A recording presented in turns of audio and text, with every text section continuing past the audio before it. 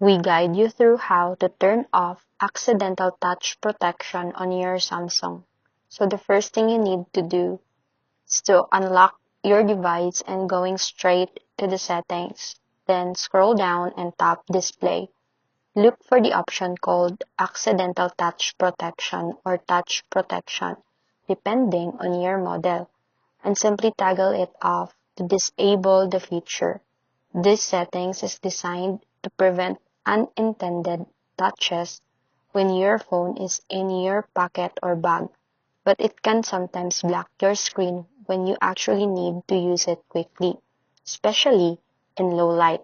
After turning it off, test your screen by locking and unlocking your phone to make sure it responds instantly without the extra swipe requirements.